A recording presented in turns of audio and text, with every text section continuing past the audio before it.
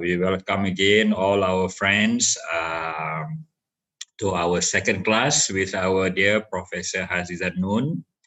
Last week, Prof showed us his brief survey on the respondent. I think last time we got more than 100, is it, Prof? The survey? Yes, 125. 125, yeah. Must be more by now. Yeah. Alhamdulillah. We have a diverse background, alhamdulillah. But one thing is underlying factor that we all want to learn, regardless of our background. Last week, Prof dwelled a lot about the circle, the application, the theories, underlying thought, and ideology. We look forward for Prof to continue with the discussion, Prof. Okay, Prof, go ahead. Okay, thank you.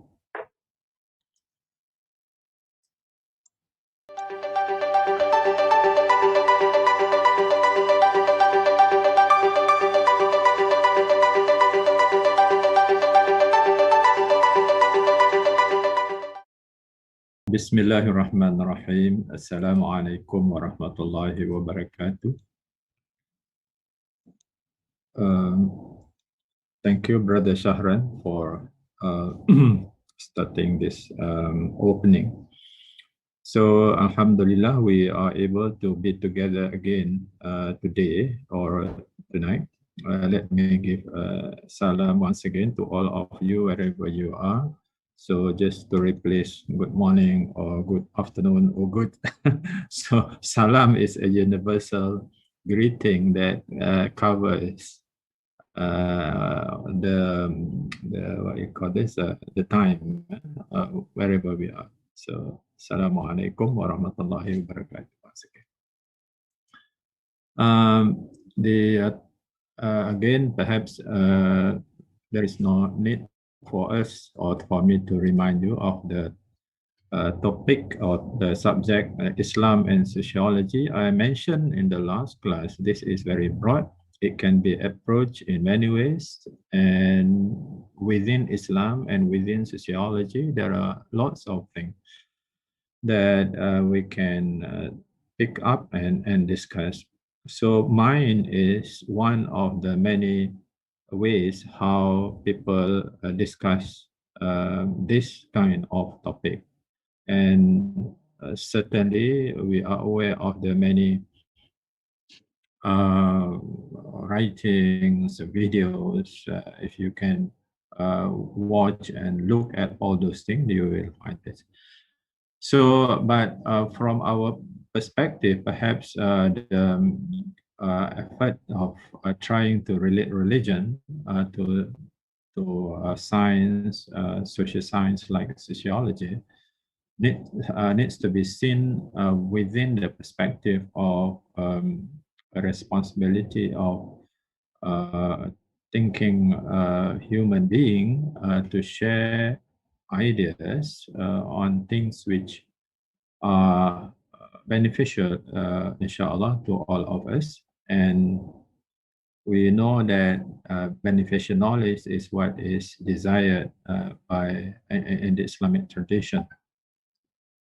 So by beneficial knowledge, it is not only going to be one beneficial knowledge or one form or one type or one view, but this is just to make things exposed, and then we invite the various responses in order to enhance further our view. Because when it comes to talking about things which are not that crystal clear, then there has always been progressive efforts in trying to make things more refined.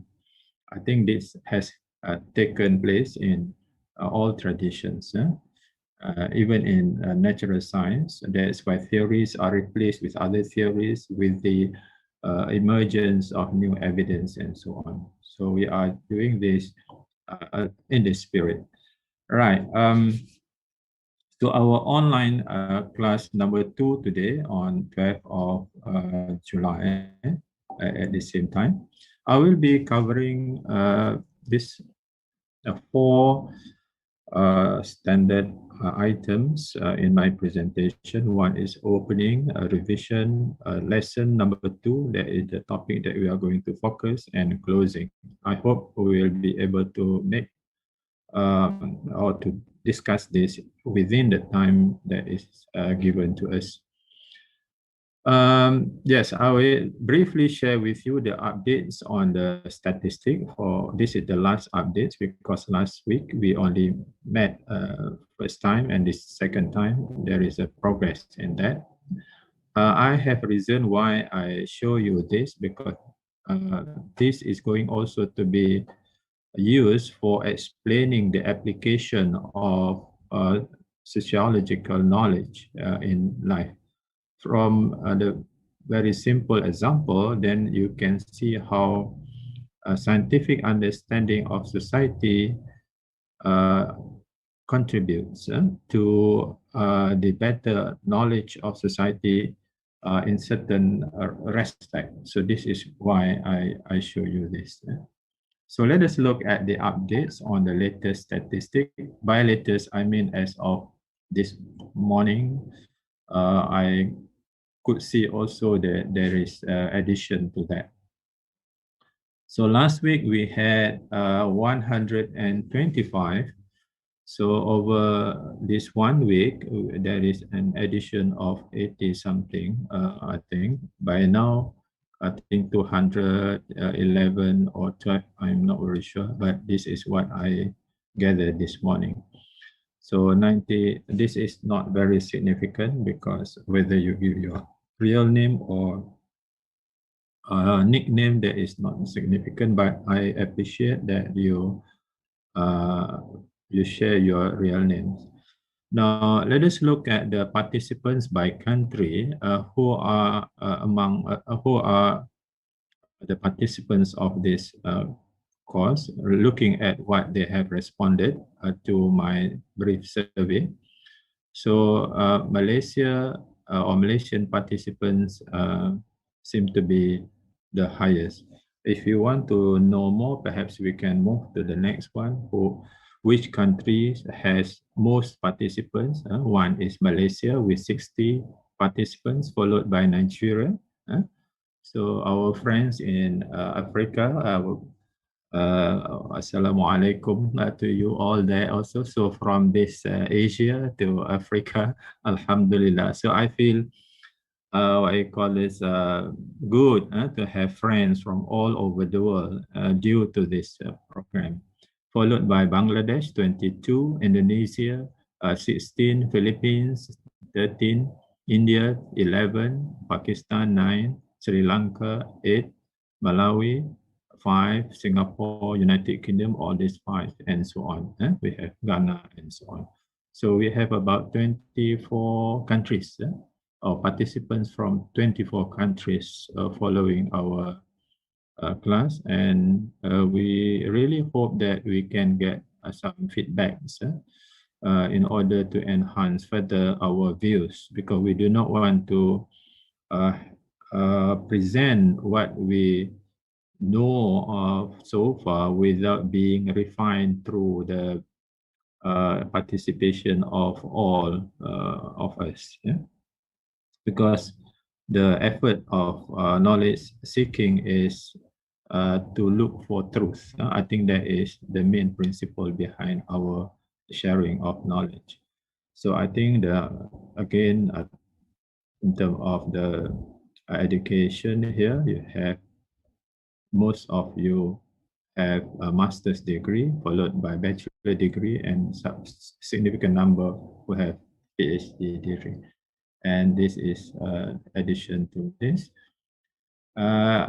So Alhamdulillah, this time we have our non-Muslim friend as well. Last time we did not have, so this is the addition. It's good news that we are also embracing humanity in the according to the reality of what we have. So we do not want only to talk to Muslims or within Muslims, but we do have our friends also from outside this religion. And this has always been an encouraging situation that we need to welcome. most of you did not attend the first series, and yes, you 50% did not have major in sociology but has knowledge of this. As with regard to Islamic knowledge, if you look at the regardless of the answer, so I can see here that most of you have reasonable knowledge of Islam, so which is good. Now, so there are also qualitative responses. There are 2 or 3 questions that I have asked, and I have gone through also. I have decided to put this and deal with this in a separate occasion, not necessarily during the class. Maybe I'm going to create another offline presentation addressing the questions and issues that you have raised first throughout this series. For example, in this 7 series, so I would expect you to have questions. Not all questions will be able to be responded because we have to observe the time as well, and I will select some which are particularly more relevant to the topic that we discussed. However, all of the other questions and issues, I will collect all this, and then maybe I will create a special video responding to issues that you have created or have posted. Yeah? So, and including the responses to the questions that I have. However, with regard to our topic last or lesson in the last week, there were a few questions, so I select few posts in order to and add to what I had mentioned. Because some of us have not been exposed to sociological knowledge or did not major in sociology, so I expect also this kind of question. They ask what is the difference between anthropology and sociology. So sociology and anthropology, they are very close, and that is why many universities also name their department as a Department of Sociology and Anthropology, like in International Islamic University, due to their close relationship. Now, however, the demarcation or slight differences may be established if you would like. So I have taken this from internet, so Google and so on. So you can simply see this. For example, I just pick few. Anthropology study is the study of man in its entirety. This is broader, whereas sociology focus its studies on society. So both society and man, I mean, they are human beings, but in what way anthropology is different. So one way of explaining it is that anthropology is more holistic, and then if you look further, this science focus on the study of culture and historical development of mankind and so on, whereas sociology is more concerned about more complex society and the society that is urban in nature. So all these are examples. And by way of example, you can see the issue. For example, anthropology focus, let's say, if you are talking about women in the olden times, for housework and child rearing, this is the typical not quite developed society. Women is basically doing the housework and also child rearing. Whereas women nowadays can pursue their career and be a mother as well if they choose to. So you see the more complex society will have quite a different reality in terms of the tasks and roles of women. So anthropology and sociology will be differentiated in terms of the focus that they have in studying things related to women for example. However, this nowadays has not become so dichotomous or departmental or departmentalized because many of what have been done by anthropology can also be done by sociology. That's why we find the difference is not quite highlighted, even though in some areas there is a need for being so. And then there is also a question about sociology and psychology, as you can see also in the chat room. Of course, both study man or humans. Sociology is a general science. Psychology is more specific. Sociology studies social relationships, social institution, and all aspects of man and society, whereas psychology is a science that focus on the study of human mind and mental processes and things like this. So it is more individual, even though you will find that this study is also related to the social well-being of the human being. So that's why we have also branches or sub-branches in psychology, like social psychology and so on. So you can look at this later on because I do not want to spend much time on this. So if you compare these three disciplines, anthropology, psychology, and sociology, you can see some of these differences in terms of, for example, here in terms of focus and also in terms of methods.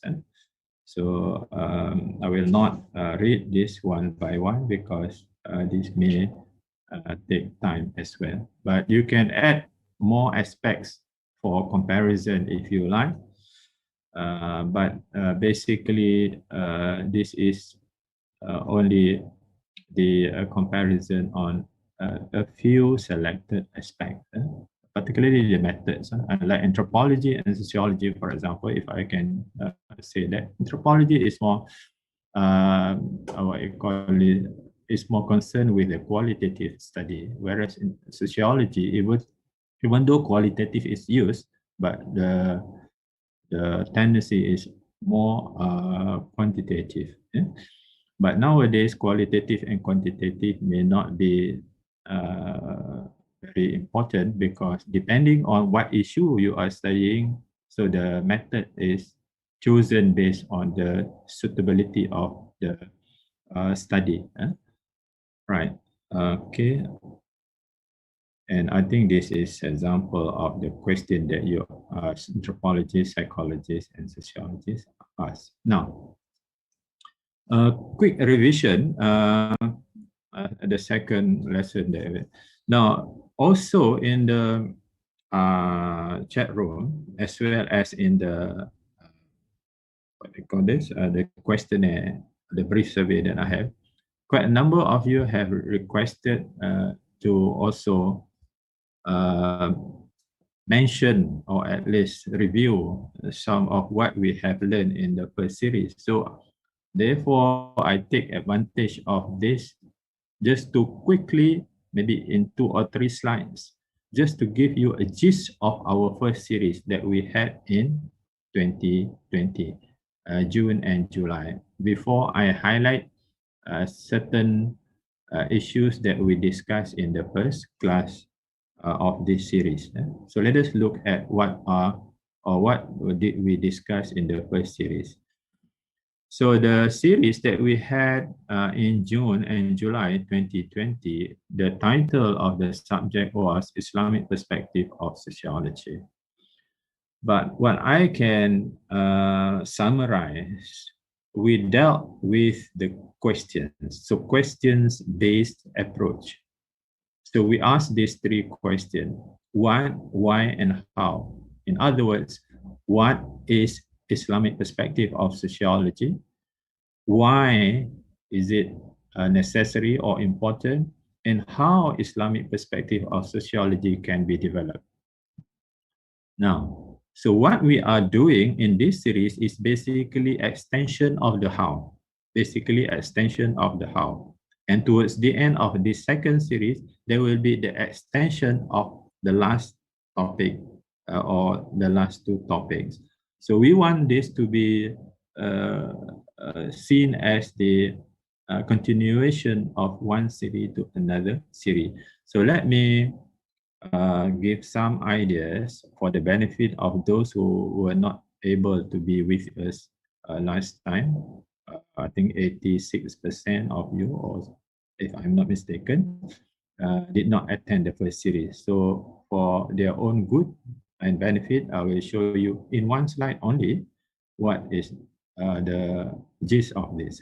Because of course, each of these questions was dealt with in a lengthy, not to say lengthy manner, reasonably lengthy manner.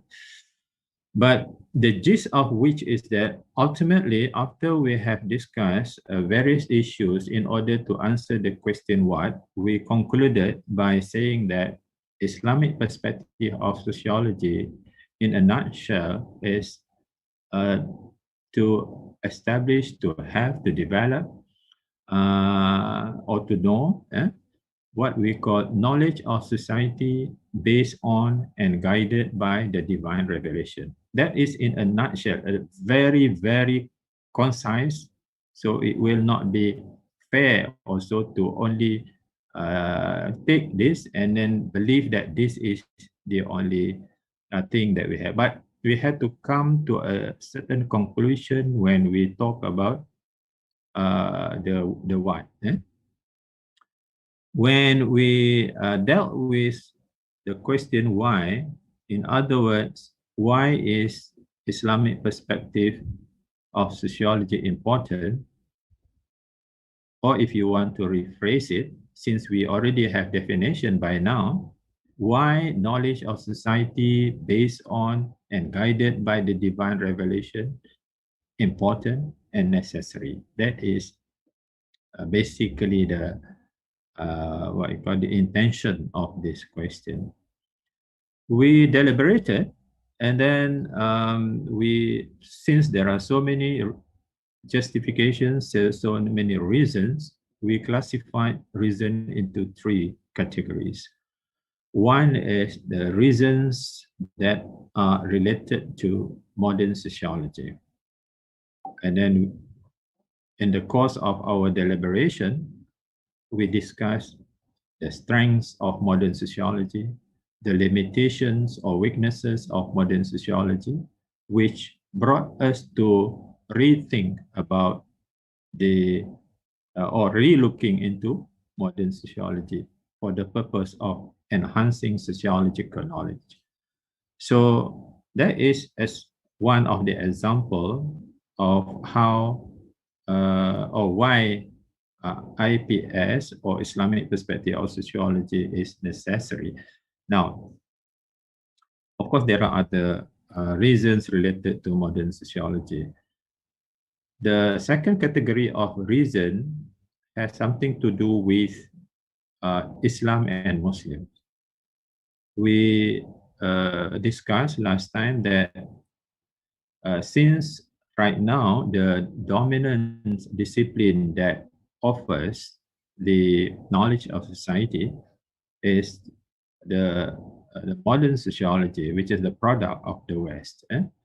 So being the product of the West, naturally it might have been imbued with things which are reflective of Western character, Western orientation, including the secular way of thinking about existence and so on. But there is one thing, but in the context of Islam and Muslims, are there alternatives to this modern sociology? I mean, as a ready or as a discipline ready to be offered. So this is one thing. The second reason under this category is that in the past, Muslims of the past, particularly Muslims, Muslim social thinkers, they have displayed or they have demonstrated their rigorousness in terms of study of society, and they have produced a lot of ideas, theories, concepts, and so on. The obvious example is Ibn Khaldun, for example, with the theory of Asabiya and Umran and so on. So if that happens in the past, but why it does not really happen in the present? So even if there are, but the scattered views on this have not been mobilized to form one kind of discipline ready to be offered as an alternative or addition to what we are having today. So this is a kind of issues that we deliberated, and of course other reasons. So if that is the case, then how could we perhaps develop that kind of knowledge, the knowledge of society that is guided by divine revelation and based on divine revelation. So we have discussed about the various sources that uh, contribute to the knowledge of society, including modern sociology and also Muslim intellectual legacy, heritage. So all this needs to be tapped, to be utilized. So all sources of knowledge which can be benefited and can contribute to the enhancement of our knowledge of society should be consulted, but the consultation of the knowledge coming from the various sources must be seen in the context of Islamic epistemological framework. So basically, that was the idea on how. So I think these are in a nutshell, what we discussed in the first series. So you can go to this link in order to know more about all those lectures in slightly more detail than what I mentioned to you. So you can go to this IIIT blog, and these are the YouTubes that you can go through. Right.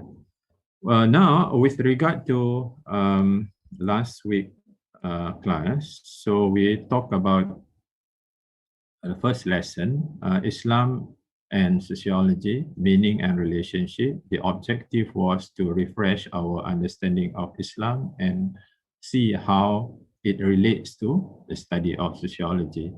We hope this will make our student able to understand what Islam is and how it relates to the study of sociology. Now, the main question, trying to answer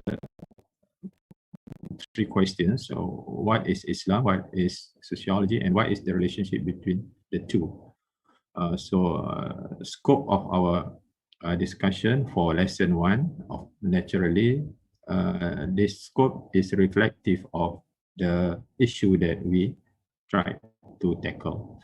The takeaways, what you can take from the first lesson, among others, Islam as a comprehensive system of life revealed for mankind to live in society on earth.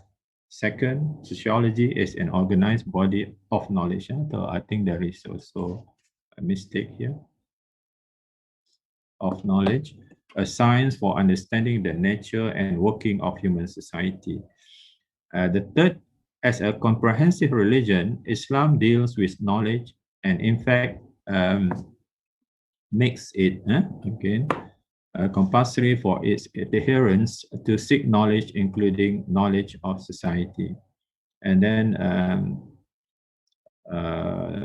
towards the end, I mentioned about the need for revisiting the current body of sociological knowledge, because in addition to theory part and also the practice part of the applied part, we need to also explore further into what I call the underlying thoughts.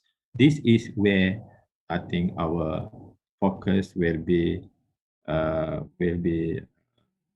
or we will focus more on this, particularly the next lecture. For now, let us look at what is very,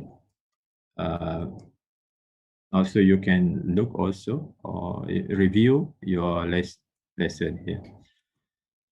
I always put additional input for lesson 1, but I just put there as the item, but I will include later due to the time.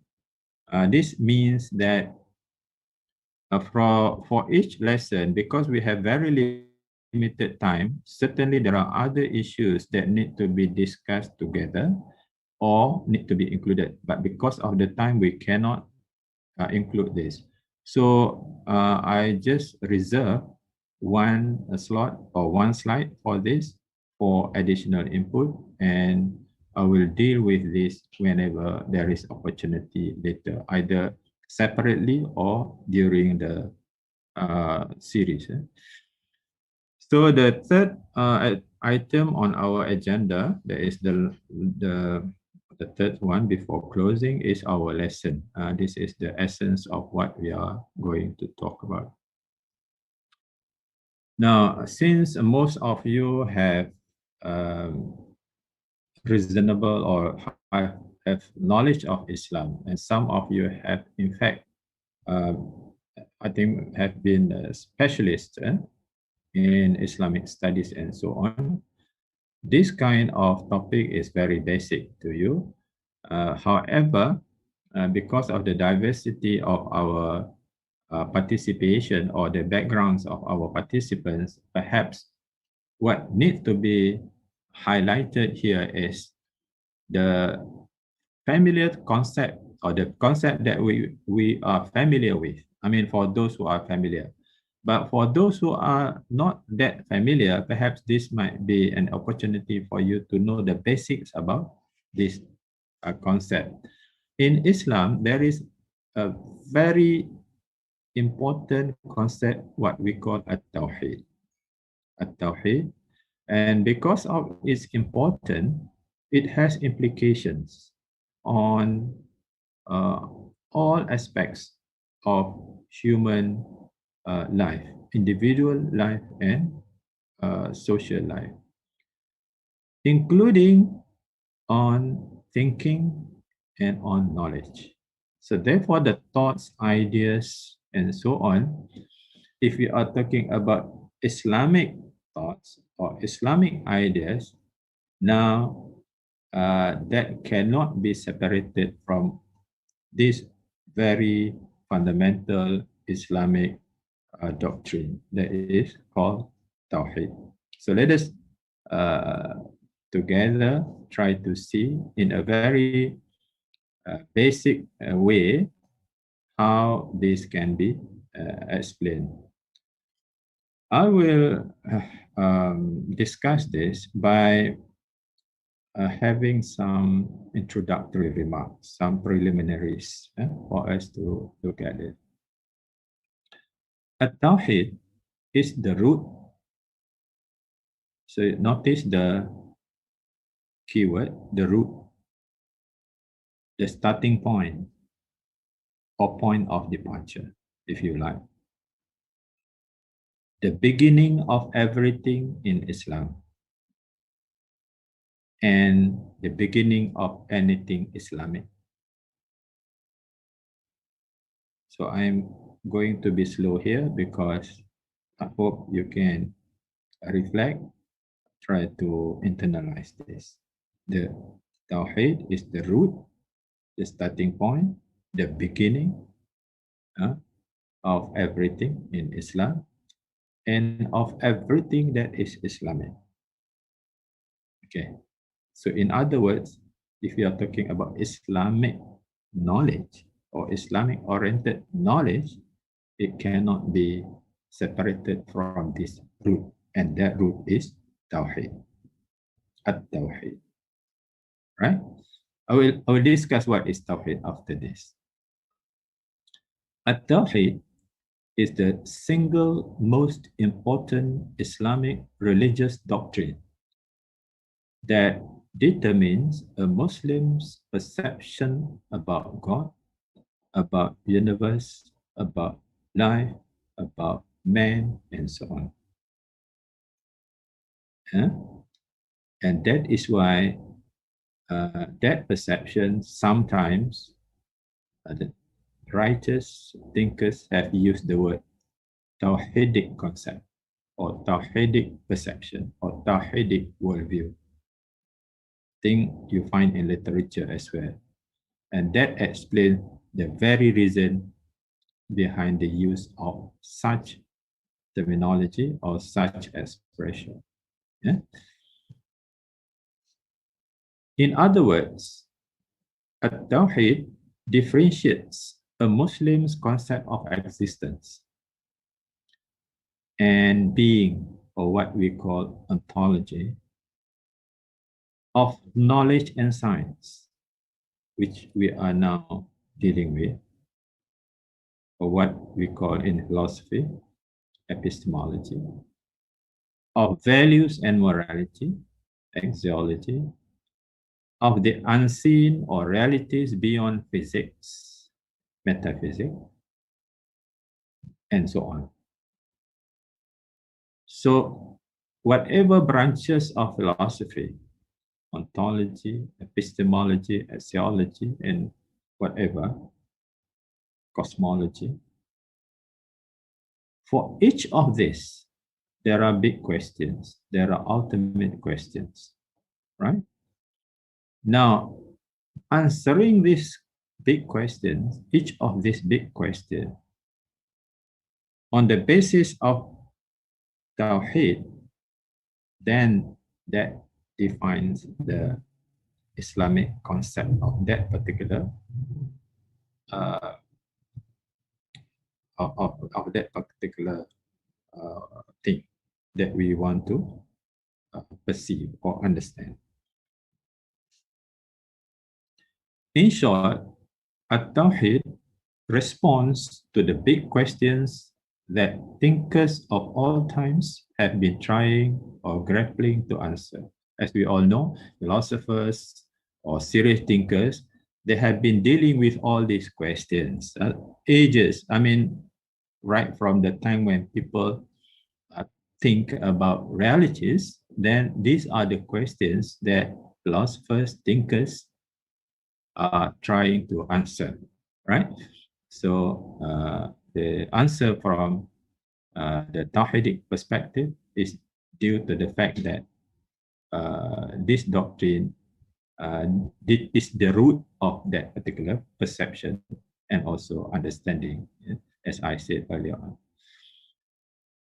In Islam, At-Tawhid is a single most determining creed or principle that defines the foundation or basis, the orientation, the outlook or character, and the spirit of Islam, and hence of anything that is desired to be Islamic. So if we are talking about, let's say now we use the word Islamic perspective of sociology or Islam in sociology, but there are also in literature words which are reflective of this. For example,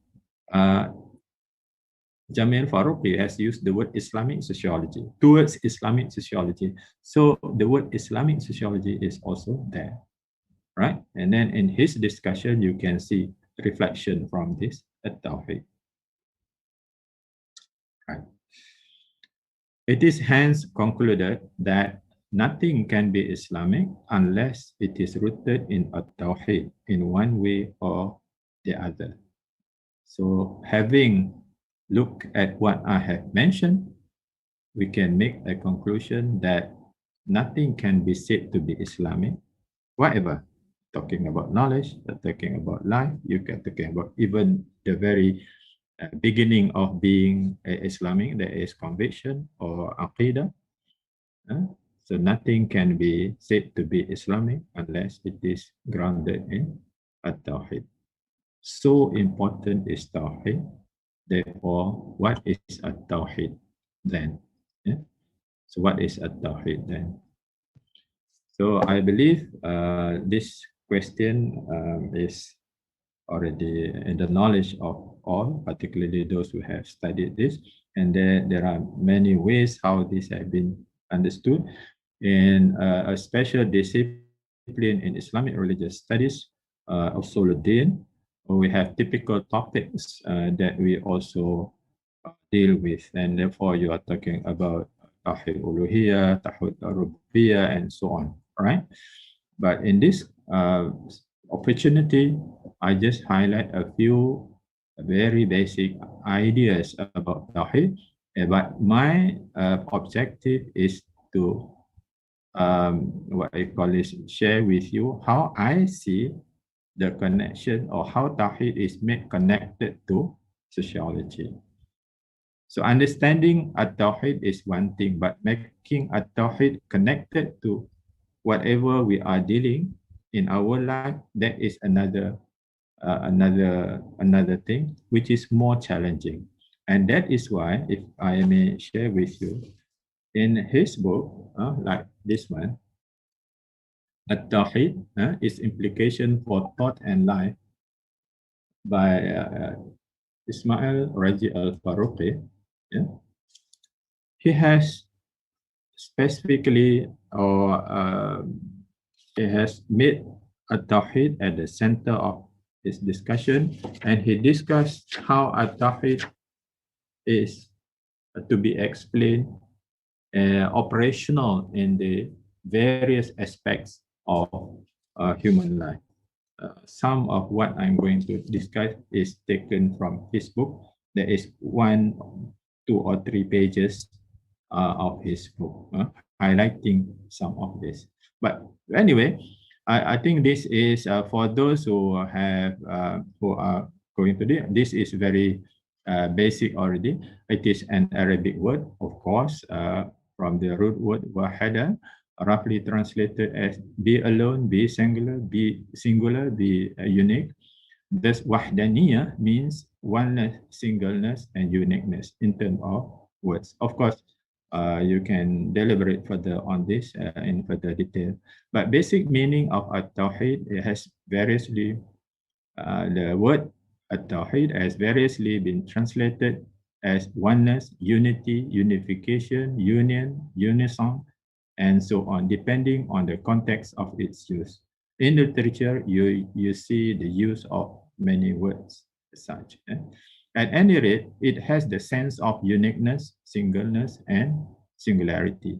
Now, having been inspired by this, so what is actually the concept of at-Tawhid in Islam in a nutshell? Not in a deliberate manner.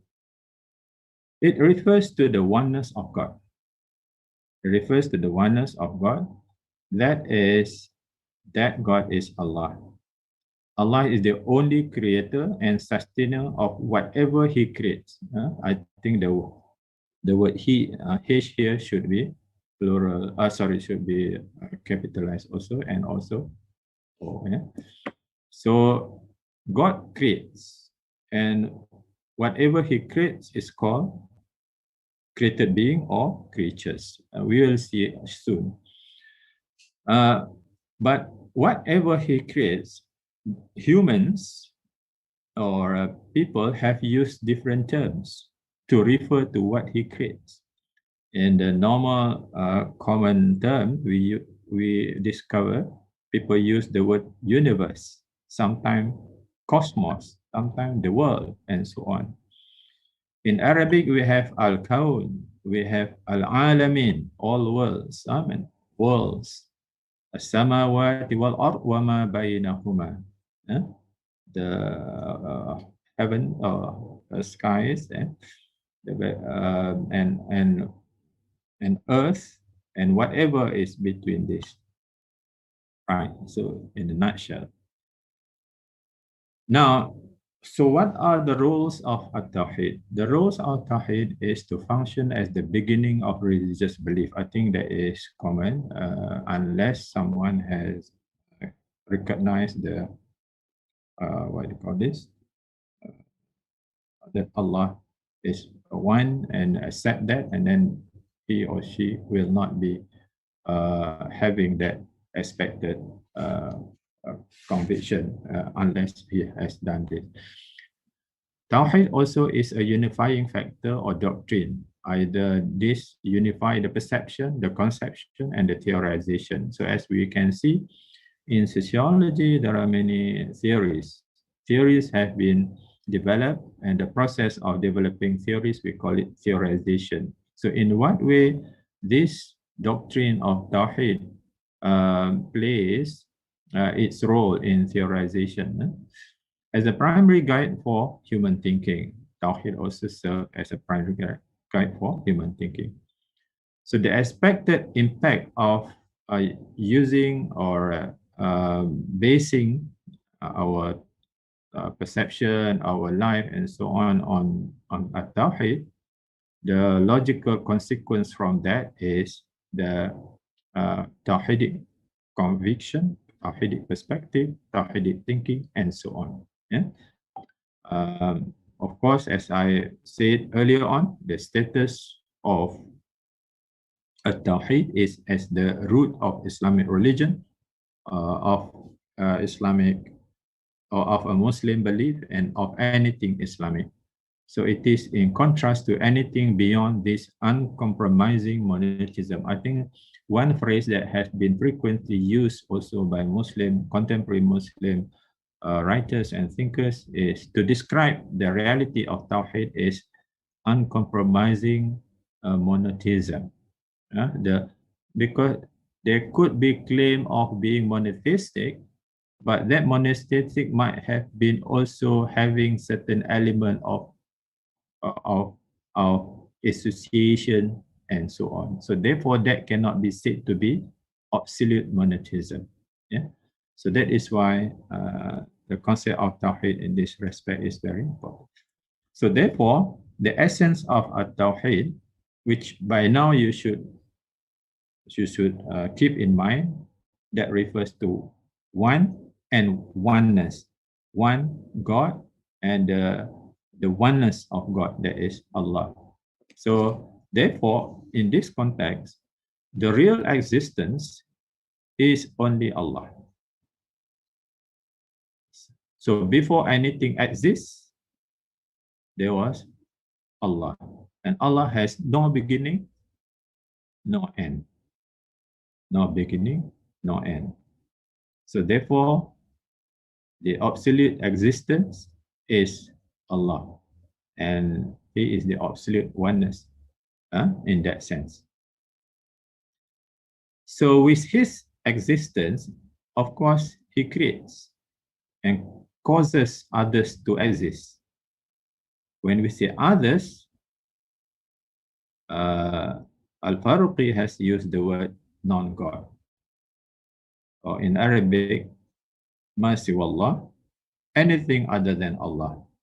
Anything, seen and unseen, tangible or intangible, reachable or non-reachable. So therefore, starting from the ever-existing transcendental power, that is Allah, then the rest exists because they are created. They are created. Now, when they are created, they are of many categories, of many kinds, of many forms. The diversity of created beings are there. So we can talk about, for example, human as created being. We can talk about universe in the first place as created being. We can talk about things which we cannot see, but we are told they exist, like angel and so on. So all these are other than Allah, non-God, non-Allah, Masiwallah, right? So therefore, despite the variety of the types and forms and status and so on, but they are one. They are all one. In what? In being creatures, makhluqat. So therefore, Allah, the absolute one, create the created beings, and all created beings are one in being created beings. So this, the status of all are the same. So at that level, at that level. So when we go further, we can say, therefore, all creatures are one in being, or in being makhluqat, in being makhluqat, or created beings, the non-Allah. So I hope until now we are clear that the absolute existence right from the very beginning is Allah. Allah has no beginning and has no end, and He creates. And He creates the universe, He creates us, He creates all that exists, animals, and so on, angels, and so on. Right. So subsequently, from there, we can see the, I think this is why in literature, many have used different descriptions. Al-Faruqi talks about, for example, the various levels of unity or principles of unity, which I will also share with you after this soon. Now, the unity of creation. So the first and absolute unity is this one. Second, the creature. And then among the creatures, there are non-human and we have human. They are united in being human. Here is where the teachings of Islam talks also about human rights. Human rights. Yeah. And then this unity of humanity, because they are from the same father, Adam, with the same dignity. لَقَدْ كَرَّمْنَا بَنِي آدَمَ. Yeah, so we are.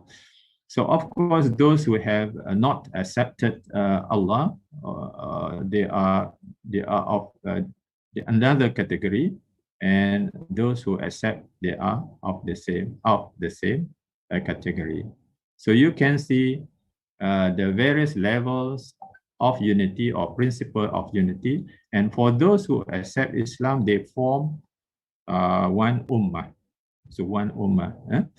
And this one ummah share the same source of reference, the Quran, and they have the same type of worship, same brotherhood, and unity of thought as well. So Muslims are supposed to be having at the this level the uniformity of thought in terms of the basic underlying thoughts, or principles of thoughts.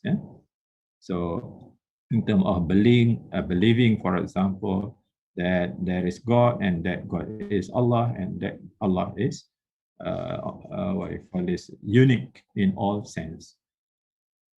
So I bring this diagram because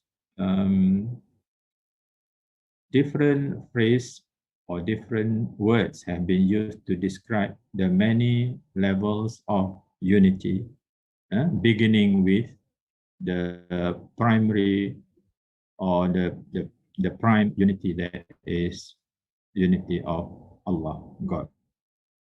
Right. So with this, now when we say unity of thought here, now if we are talking about sociological thought, here is where I think the principles of Tawhid is going to be explained in connection to how it influences the thinking of it. So if you base on this book, I mentioned to you that there are two orders of reality or existence. One is God, one is the non-God. The relationship between the two is known. It's known through what? First, through the divine revelation, through Quran, for example, and through laws of nature, through the universe. So it is, all these have been created by, the universe is created by God, containing the science, ayat. And also in the book, the same word is used, the ayat Qur'aniyah, but the other one is ayat kauniyah. So both are informing us if we really make reflections that you can reach God through either of these two, yeah? Or both of them in order to enhance that belief.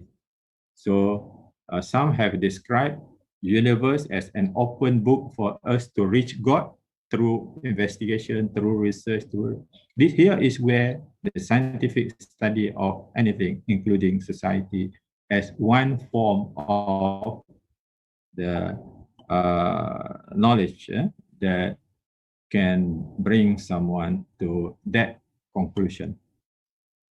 So therefore, nature or creation or universe is not created in vain. It is created with certain purpose, with all the laws being created by God to be natural to them, which we call natural law.